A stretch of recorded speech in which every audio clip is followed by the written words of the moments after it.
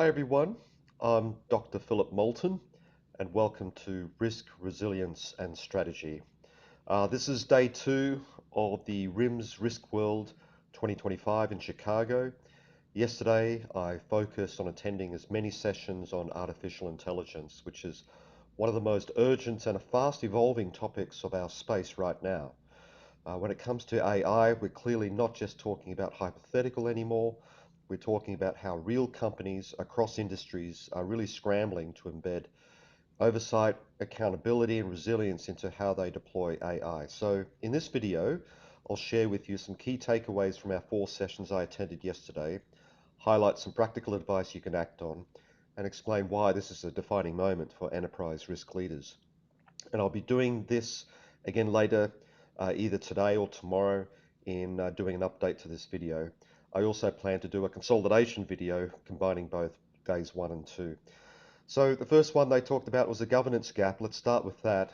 Nearly every speaker agreed that most companies are already behind, and that's because AI is being deployed faster than what governance structures can do to catch up. Companies may have a general technology oversight, but very few have defined policies for Gen AI, use of public models, third-party AI vendor risk. One presenter described it like this: we don't have a AI policy, we have a hope and a Slack thread. It's kind of interesting. So if your organization doesn't have a formal corporate AI policy and Gen AI use policy, I would start there. I'd say the second thematic insight from yesterday was the instruction to shift left and embed early. This was a major theme. That means embedding risk and compliance into the AI lifecycle from the very beginning, not during the final sign-off for each project. And several panelists pointed out that projects are getting 3 to 6 months down the road before anyone from risk management ever sees them. And that's really a governance failure. Instead, we should be co-creating the guardrails during the data collection, model scoping, validation, and drift monitoring.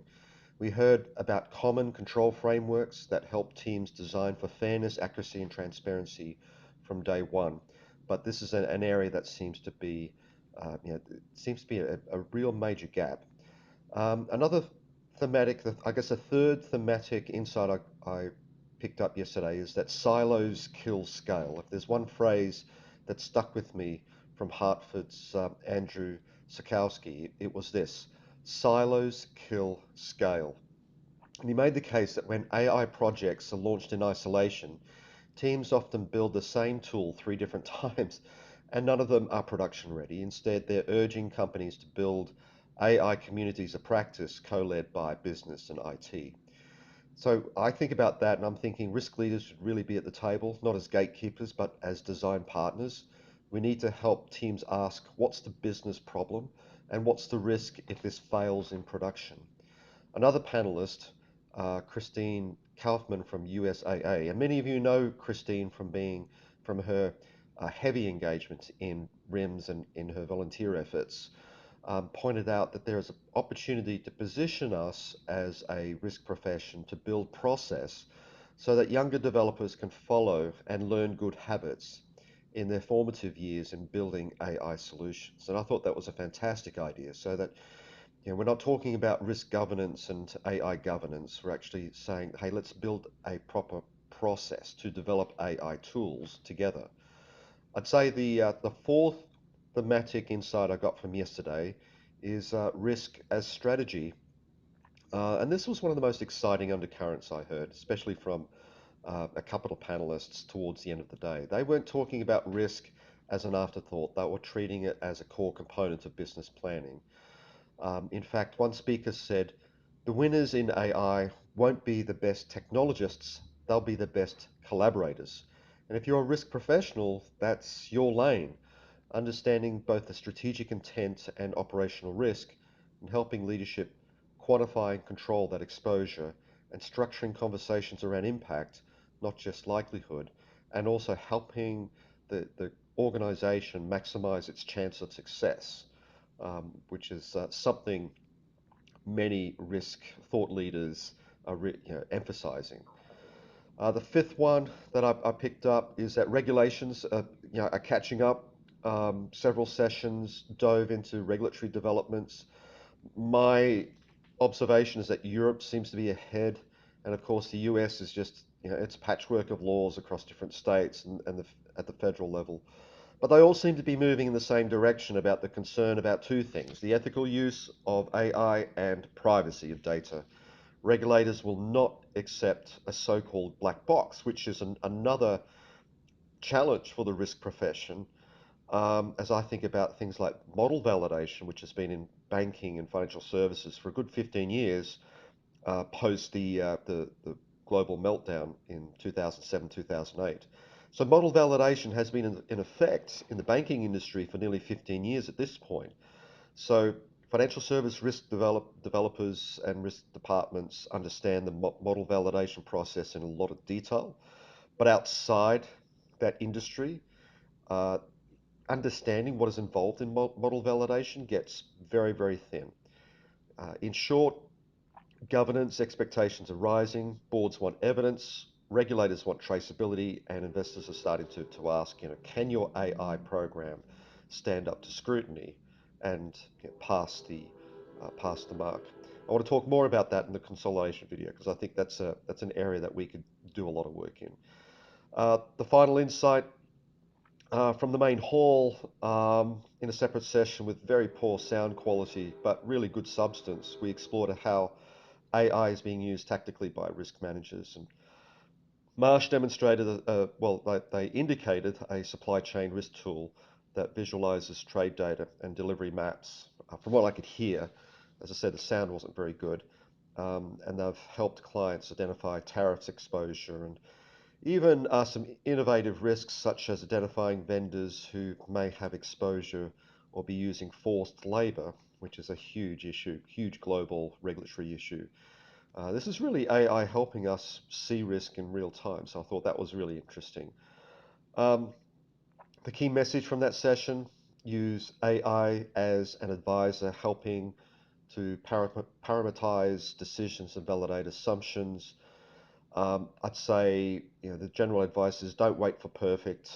Start small with the AI projects and with the risk projects using AI, scale later. AI helps us move faster on big, hairy risks, geopolitical, tariff, cyber risks I constantly heard, and the opportunity to visualize risk better and how we communicate risk to decision makers. That is what makes, I think, the risk function truly valuable. And, I think this is where AI is going to be such an incredibly useful tool. I think one great insight that I picked up towards the end of the day as we finish up this video is that, train the agent, train yourself, and both improve together. So in other words, train your AI agent and also train yourself in things like prompt engineering and improve yourself, improve your agent as you go along. And that dual learning mindset is what will separate successful adopters from overwhelmed speculators. So the final thing is, take action now. What can you do now? There are 5 moves you can make from yesterday. Draft an AI use policy. Differentiate between employees experimentation and enterprise scale models. Map out your AI inventory. You can't govern what you can't see. Stand up a cross-functional AI committee. Keep it nimble though. Not everyone should be on that committee, but don't let governance become a bottleneck to, your company's, your organization's AI developments. Fourth, embed risk early. It shouldn't be a speed bump at the end, but a design feature from the beginning. And finally, train your developers, model owners. Compliance literacy is now a prerequisite for building trustworthy AI. So, exciting stuff. This is really a defining moment for risk leadership and the risk profession, and I also think the internal audit profession. And as a few subscribers I know that are from the internal audit profession, AI governance isn't about slowing innovation, it's about making it safe, strategic, sustainable. So If you're in risk, audit, compliance, or in technology governance, GRC, your voice matters more than ever. So thank you for watching. Don't forget to hit subscribe to Risk Resilience and Strategy for future videos on risk management, crisis leadership, board governance, and real-world risk insights. So until next time, stay resilient, stay strategic, and lead forward.